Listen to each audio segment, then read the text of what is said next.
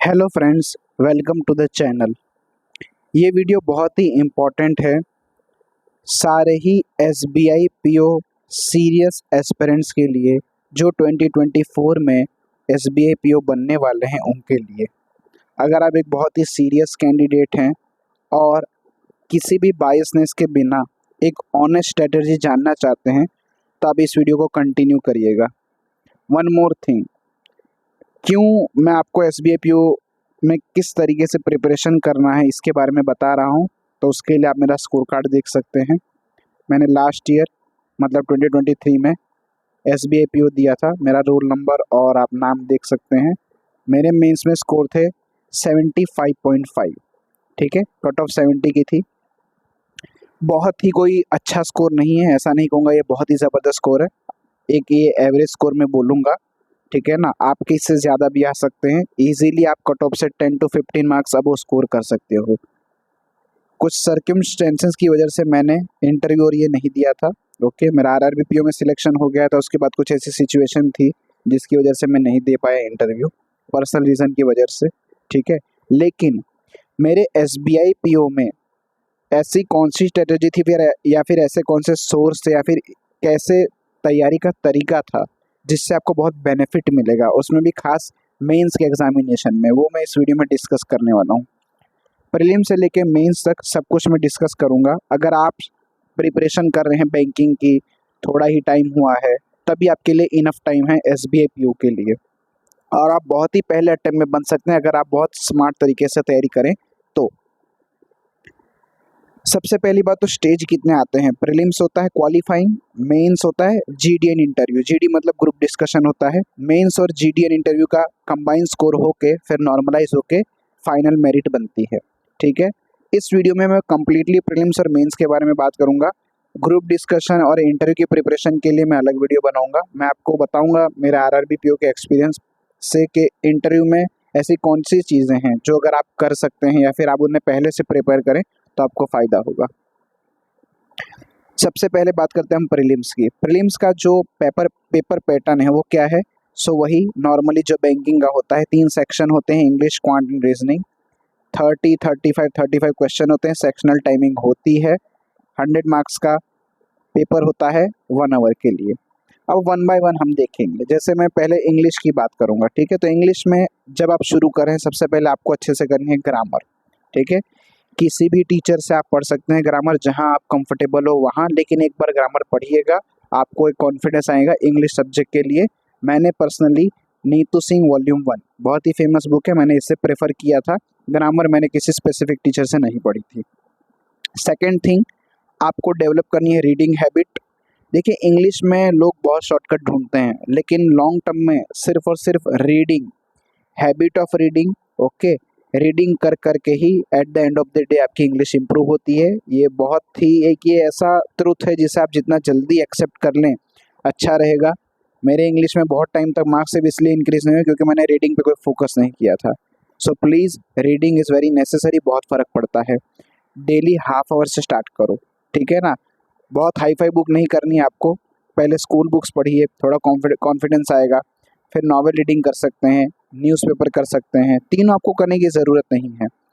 अगर आपको नहीं आ रहा है तो स्कूल बुक से स्टार्ट कीजिए, फिर धीमे धीमे नॉवेल पे चाहिए। अगर आपको न्यूज़पेपर वगैरह बोरिंग लगता हो तो फिर आप अपनी इंग्लिश पढ़ना कंटिन्यू रखिए, नॉवेल से या फिर किसी आर्टिकल से। आप वेब ब्राउजिंग करके भी, वहाँ भी बहुत सारे आर्टिकल होते हैं, वहाँ से इंग्लिश पढ़ सकते हैं।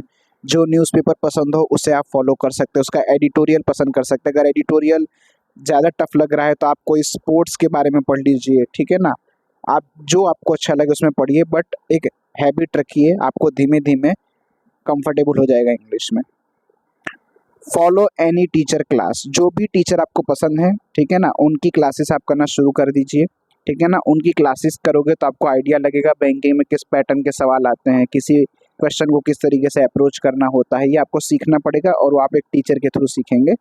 मैंने पर्सनली निमिषा बंसल मैम, उनकी परफेक्शन क्लास की थी, 30 to 40 क्लासेस मैंने की थी, सिर्फ और सिर्फ समझने के लिए किस तरीके से अटेम्प्ट करना होता है, सॉल्व कैसे करते हैं, कैसे क्वेश्चन को अप्रोच करते हैं। बाकी जो आंसर आप करेंगे वो सिर्फ रीडिंग और प्रैक्टिस की हैबिट से ही आएगा, ये मैं क्लियरली आपको बता देता हूँ। जो सबसे इम्पोर्टेंट है इंग्लिश के लिए वो है प्रैक्टिस, ठीक है ना। हमने क्वांट और रीजनिंग में बहुत बार सुना होगा कि प्रैक्टिस बहुत इंपॉर्टेंट है, लेकिन मैं आपको सही बताता हूँ इंग्लिश में भी उतनी ही प्रैक्टिस चाहिए। उसका रीज़न क्या है, अगर आप प्रैक्टिस नहीं करोगे तभी आपकी इंग्लिश इंप्रूव नहीं होगी। प्रैक्टिस से बहुत फ़र्क पड़ता है, भले ही 10 में से 2 नंबर आ रहे हों, लेकिन प्लीज़ डेली हैबिट रखिए क्विज देने की, सेक्शनल मॉक देने की, ठीक है ना। एक एक भी देंगे तभी इनफ है। नहीं हो पा रहा है आपसे सेक्शनल तो आप 5 क्विज दे दीजिए छोटे छोटे, उस तरीके से भी आप अपनी हैबिट बिल्डअप कर सकते हैं। मैंने पर्सनली इंग्लिश की प्रैक्टिस के लिए गाइडली को यूज़ किया था। गाइडली का पीडीएफ बंडल का मेरे पास कोर्स था, उसके अंदर प्रीलिम्स बूस्टर, ठीक है ना, एक प्रीलिम्स बूस्टर करके आता था सेक्शन, जिसके अंदर आपको 10 क्वेश्चन इंग्लिश के मिल जाएंगे, 10 क्वांट के मिल जाएंगे, 10 आपको रीजनिंग के मिल जाएंगे। उससे मैं डेली प्रैक्टिस करता था, ठीक है। तो मैं हमेशा ही छोटी छोटी चीज़ें प्रैक्टिस करता था, 10-10 क्वेश्चन हो गए, 20-20 क्वेश्चन हो गए, क्विज के फॉर्मेट में ही करता था, और फिर जो भी गलतियाँ होती थी उस पर काम करता था। तो आप उसे डेली प्रैक्टिस के लिए यूज़ कर सकते हैं, या फिर any platform free quiz enough है, बट प्रैक्टिस डेली कीजिएगा। नेक्स्ट थिंग,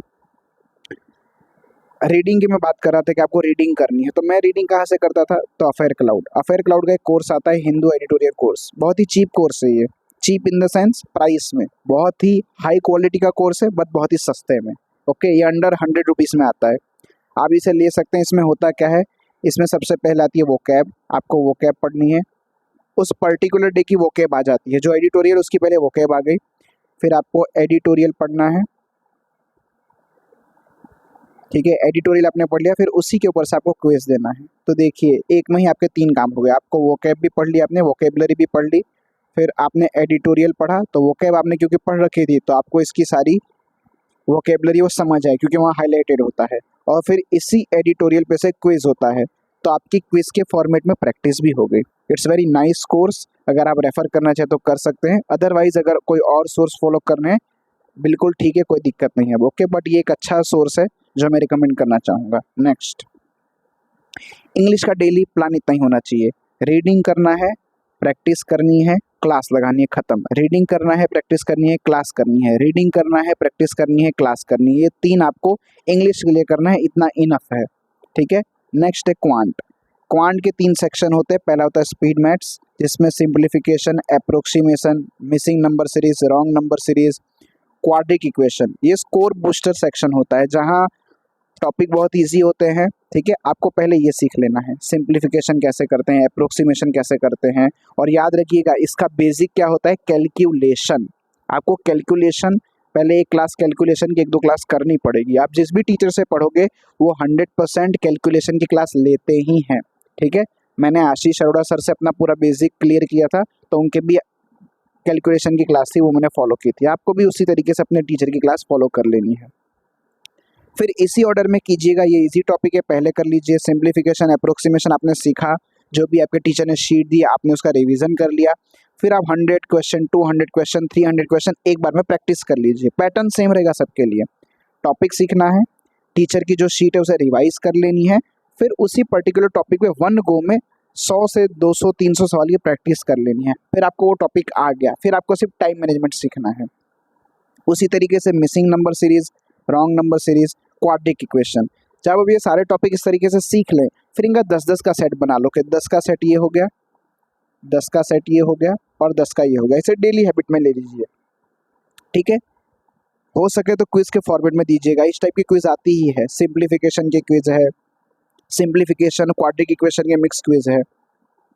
इससे आप प्रैक्टिस करेंगे, आपका टाइम के साथ मतलब सब इम्प्रूव होना स्टार्ट हो जाएगा। ये आप पहले कर लो, इतना हो जाए फिर आप मूव करो अरिथमेटिक पे। उसमें पहले 2 टॉपिक कर लो, वो है परसेंटेज, पढ़ना है पहले अच्छे से, जिस भी टीचर से पढ़ो उससे पूरा टॉपिक पढ़ो, वो शीट को रिवाइज कर लो, फिर क्वेश्चन की प्रैक्टिस कर लो। सेम रेशियो प्रोपोर्शन चैप्टर के लिए भी करना है। ये 2 चैप्टर खत्म करके आप मूव कर दो डीआई पे। अगर ये 2 चैप्टर आपको ठीक से आ रहे हैं तो आप डीआई बनाने में आपको आसानी होगी। आपको अच्छे से डीआई सीखनी है, कितने टाइप के चार्ट होते हैं, डेटा को कैसे एक्सट्रैक्ट करते हैं, फिर उसके बाद सवाल कैसे बनाते हैं। 5 to 10 आपको डेली प्रैक्टिस करनी है डीआई। अपने डेली रूटीन में आपको पहले तो मैंने आपको बताया, आपको सिंप्लीफिकेशन, क्वाड्रिक इनके क्विज लगा लेनी है थोड़ी, फिर आपको डीआई प्रैक्टिस करनी है 5 to 10, जैसे भी आपकी रिक्वायरमेंट हो, जितने आप वीक हो उसके हिसाब से प्रैक्टिस कर सकते हो। 5 से 10 मैंने काफ़ी कम बोली है, अगर आप बहुत बेसिक से कर रहे हो तो आपको शुरू में ज़्यादा प्रैक्टिस करनी पड़ेगी। आफ्टर दैट अरिथमेटिक में आपने 2 टॉपिक कर लिए, अब आप DI और जो अपना स्पीड मैथ्स है उसे आपको डेली प्रैक्टिस करना है, और साइड बाय साइड अरिथमेटिक के एक एक चैप्टर आपको ख़त्म करने हैं, आराम से ख़त्म करने हैं, अच्छे से पढ़ना है। याद रखिएगा, अरिथमेटिक अगर आप ख़त्म कर दोगे, पढ़ के सारे लेक्चर अटेम्प्ट कर दोगे, प्रैक्टिस कर लोगे, उसी में ही आप क्वांट में काफ़ी आगे निकल जाओगे। क्योंकि पहली बात तो कोई अरिथमेटिक पूरा पढ़ता नहीं है, दूसरी बात पढ़ता है तो प्रैक्टिस नहीं करता है, और तीसरी बात अगर प्रैक्टिस करता है तो उसे रिविज़न नहीं करता। ठीक है, अगर आप इतना काम कर लोगे तो आप ऑलरेडी ही क्वांट में बहुत आगे चले जाओगे। याद रखिएगा, सब मैं प्रीलिम्स के पर्पज से बता रहा हूँ। जब आप प्रीलिम्स का पूरा मैं कर दूँ, फिर मैं आपको मेंस के लिए बताऊंगा कि एक्स्ट्रा क्या करना है। प्रीलिम्स का मेंस में काम तो आने ही वाला है, बट एक्स्ट्रा क्या करना है वो मैं लास्ट में बताऊंगा। जब आपने अरिथमेटिक पूरा खत्म कर लिया, फिर आपको डेली रूटीन में क्या रखना है, कुछ नहीं करना है। आपको पहले एक सेक्शनल लगाना है अच्छे से। आपकी तो सेक्शनल लगा सकते हैं, आप या फुल मॉक लगा लीजिए, उसमें भी सारे ही सेक्शन आ जाते हैं। ठीक है, फिर आपको अपनी गलतियां देखनी है कि मैं गलती कहाँ कर रहा हूँ, फिर उससे रिलेटेड आपको टॉपिक टेस्ट लगा लेना है। समझ लीजिए आपने रेशियो में गलती कर दी, आपने मिक्सचर एलिगेशन में गलती कर दी, जो भी आप गलती कर रहे हो वो गलती को देखो, अपने नोट्स रिवाइज करो, देखो क्या आपको टॉपिक नहीं समझ आ रहा है, फिर उसकी आप प्रैक्टिस करो वापस से। ठीक है, डेली जो आप मॉक दोगे ना सेक्शन, उससे फ़र्क ये पड़ेगा कि उसमें मिक्स क्वेश्चन आते हैं।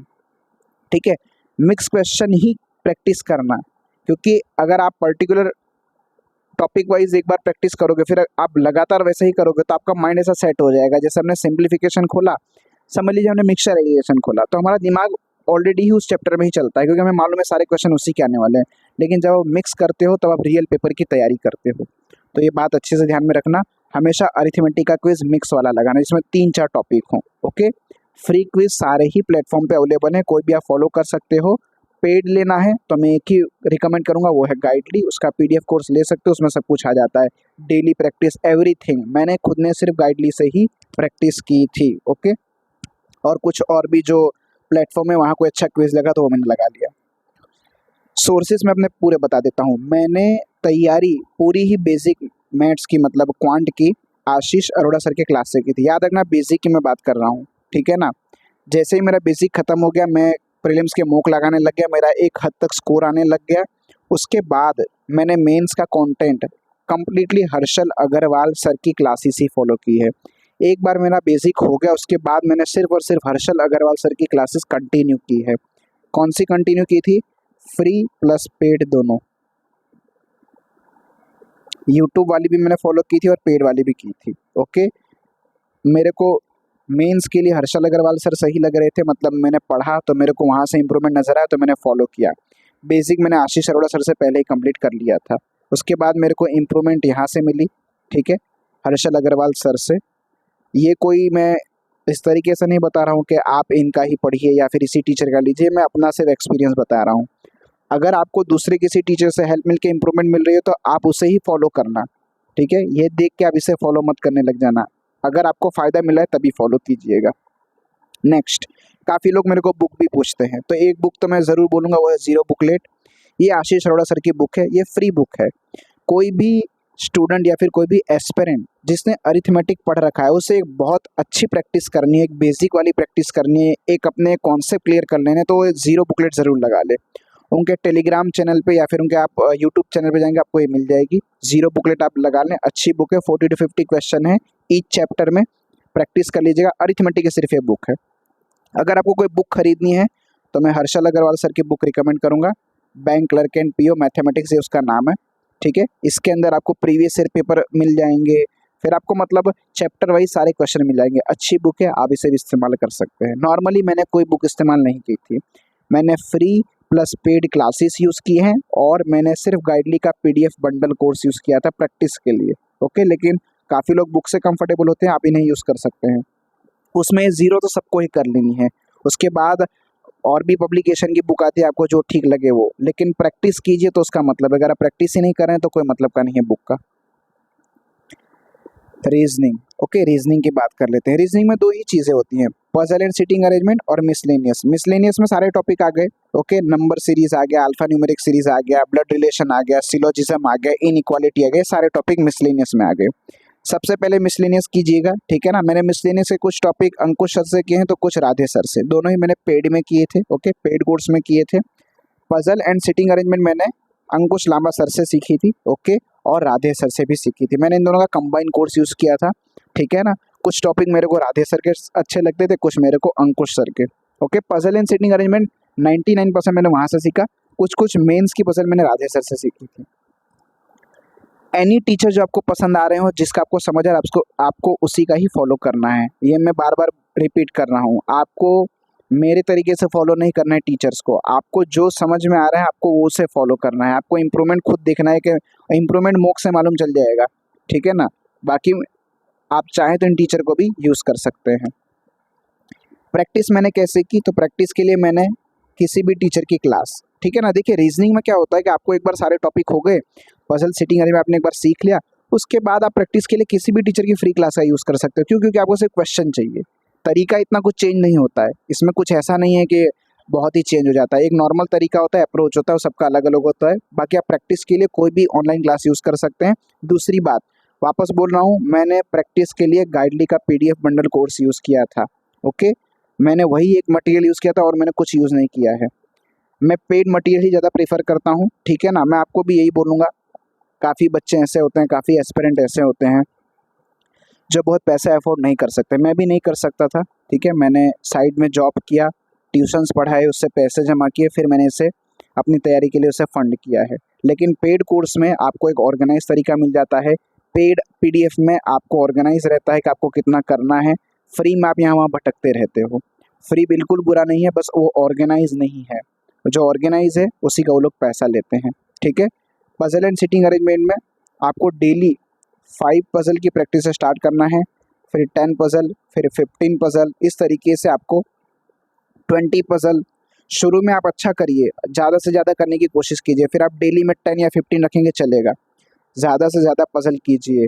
पजल एंड सिटिंग अरेंजमेंट के लिए बच्चे काफ़ी परेशान होते हैं, हमारी स्पीड नहीं आ रही है, हमारा पजल नहीं बन रहा है, सिटिंग अरेंजमेंट में गलतियाँ हो जाती हैं, ठीक है ना। ये काफ़ी सारी प्रॉब्लम्स आती हैं। इसका सिर्फ एक ही सॉल्यूशन है, वो है प्रैक्टिस। यूट्यूब पे जाके आप बार बार ये सर्च मत कीजिएगा, खाली खाली आपका टाइम वेस्ट होगा। ये सिर्फ प्रैक्टिस से ही डेवलप होता है, ठीक है। थोड़ा टाइम लगेगा लेकिन प्रैक्टिस से ही ये आएगा, और रेगुलर प्रैक्टिस, इसमें गैप नहीं आना चाहिए इसके अंदर, अदरवाइज आपकी स्पीड काफ़ी कम हो जाएगी। नेक्स्ट पे चलते हैं।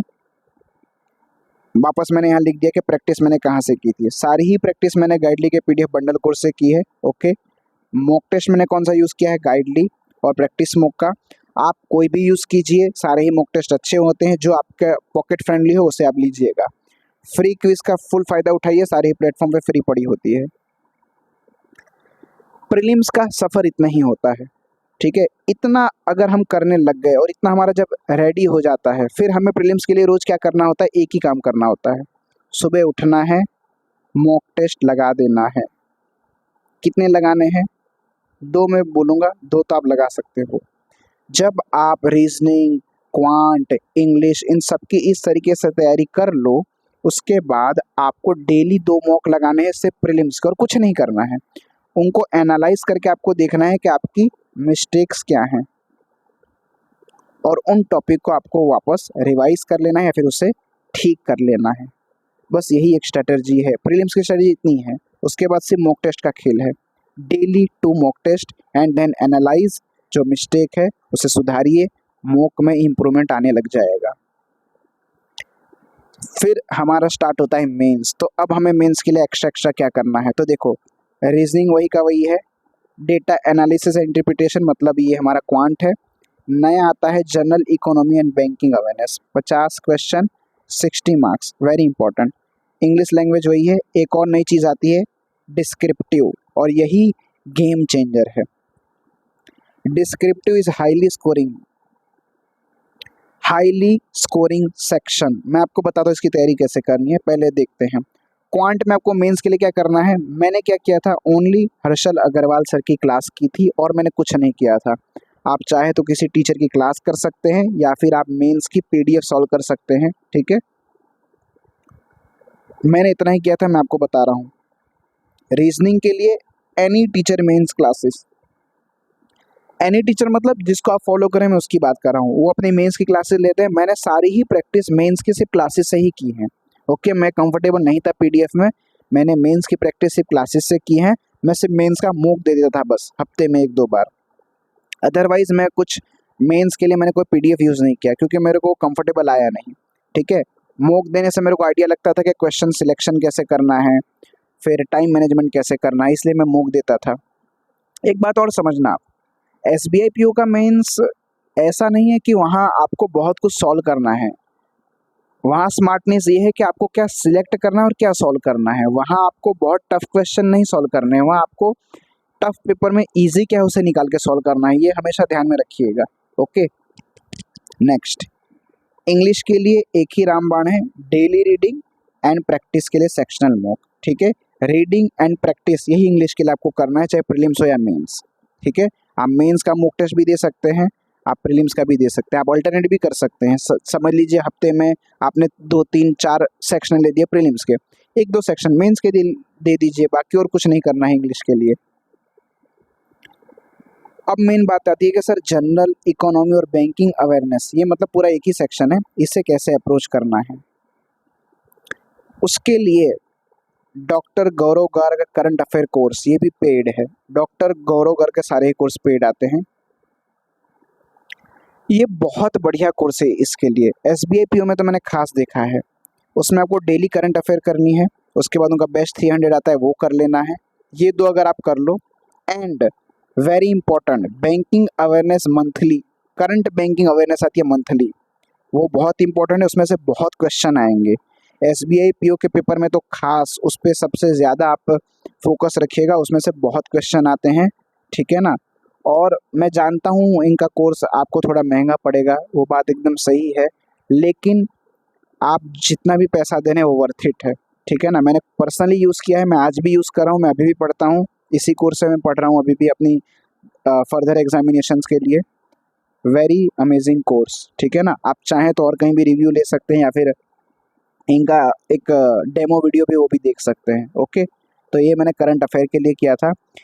अगर आप किसी और टीचर के कोर्स में कंफर्टेबल हैं या फिर आप कहीं और ऑलरेडी पढ़ रहे हैं, वहाँ आपकी करंट अफेयर बहुत अच्छी हो रही है, तो आपको ये लेने की ज़रूरत नहीं है, ठीक है ना। ये मैं उसके लिए बता रहा हूँ जिन्होंने कहीं ट्राई किया लेकिन अभी तक वो कंफर्टेबल नहीं हो पाए हैं या फिर उनको कोई इम्प्रूवमेंट नहीं दिख रही है। ओके, अदरवाइज़ मैं अभी भी बोल रहा हूँ, जिन टीचर को आप फॉलो कर रहे हैं अगर आप उसमें कंफर्टेबल हैं, वहाँ आपको इम्प्रूवमेंट है, तो प्लीज़ अपना टीचर मत चेंज कीजिएगा। ओके, नेक्स्ट, डिस्क्रिप्टिव के लिए क्या करना है। देखिए रीडिंग और आप इंग्लिश की प्रैक्टिस तो कर ही रहे हैं, आप ये जो डिस्क्रिप्टिव राइटिंग है अपने प्रीलिम्स के बाद स्टार्ट कीजिएगा, अभी कोई ज़रूरत नहीं है। इसके लिए आप क्या कर सकते हैं, रीडिंग कर सकते हैं, अच्छे अच्छे टॉपिक आप रीड कीजिए, ठीक है ना। आपको ये रीडिंग का जो टॉपिक है वो कहाँ से मिल जाएगा, तो ये फ्री टॉपिक आपको अफेयर क्लाउड में से मिल जाएंगे।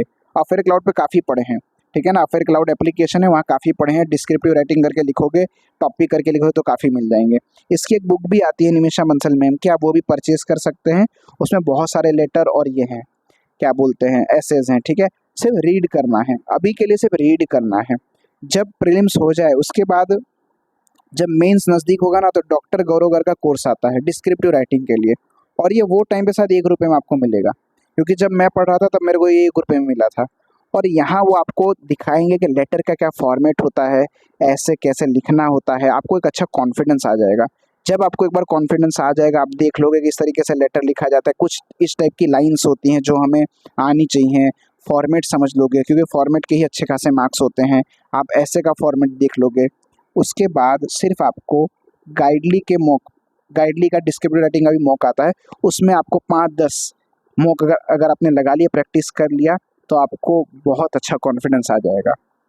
ज़रूरी नहीं है आप गाइडली का ही मॉक लीजिए, सारे ही मॉक टेस्ट में आपको ये डिस्क्रिप्टिव वाला मिल जाएगा। गए साल शायद गाइडली में ही था या फिर और किसी में होगा, मेरे को मालूम नहीं है, बट आपको मिल जाएगा। डिस्क्रिप्टिव के लिए अभी हैरान नहीं होना है, पहले प्रीलिम्स के अंदर अच्छे मार्क्स आने चाहिए, आपको प्रीलिम्स के मॉक दे के देखना है, आप वहाँ ओके हैं उसे ओके कर दीजिए, फिर मेंस का एक आप ग्रिप रेडी कर लीजिए। डिस्क्रिप्ट के बारे में आप सोचिएगा अपने प्रीलिम्स के बाद, ठीक है। तब तक उससे पहले आपको क्या करना है, रीडिंग। ओके, रीडिंग आपको इंग्लिश बहुत अच्छी कर लेनी है, तभी आपको डिस्क्रिप्टिव में ऐसे ही फ़ायदा हो जाएगा। लिखने का तरीका वगैरह मैंने आपको सोर्स दे दिया, आप वहाँ से सीख सकते हैं, वेरी इजी। आप करेंगे तो सही में बहुत कॉन्फिडेंस आएगा। मेरे आप जो मार्क्स देख रहे हैं ना 75.5, ये सब कुछ सिर्फ डिस्क्रिप्टिव की वजह से ही है, क्योंकि descriptive is very big game changer here. See 50 marks का होता है, ये बहुत बड़ा गेम चेंजर है, ठीक है ना। दूसरी बात मैं आपको एक और बताना चाहूँगा कि SBI PO के अंदर सेक्शनल कट ऑफ नहीं होती, मतलब जैसे रीजनिंग की अलग कट ऑफ नहीं होगी, क्वांट की अलग कट ऑफ नहीं होगी। ओके, ये एक अच्छी बात है। तो यहाँ वो भी आपके लिए बहुत ज़्यादा ट्रबल नहीं होगा, ठीक है। तो ये पूरी स्ट्रेटजी थी, मैंने जो फॉलो किया था, मैंने जिस तरीके से जो भी मार्क्स आए वो अचीव किए, वो इस तरीके से किए थे। इतने कुछ ज़्यादा मार्क्स नहीं है, ठीक है ना। आप इससे ज़्यादा अचीव कर सकते हो, बस आपको मेहनत थोड़ी ज़्यादा करनी पड़ेगी। ओके, तो ये SBI PO की कंप्लीट स्ट्रेटजी थी, ठीक है। मिलते हैं नेक्स्ट वीडियो में। नेक्स्ट वीडियो में आपको बताऊंगा इंटरव्यू और GD के लिए आप चाहें तो अभी क्या प्रिपेयर कर सकते हैं, या फिर आपको कुछ क्या ऐसी चीज़ें हैं जो अभी आपको लेके चलनी है ताकि वो इंटरव्यू में काम आए। मिलते हैं नेक्स्ट वीडियो में। Okay, thanks for watching my channel.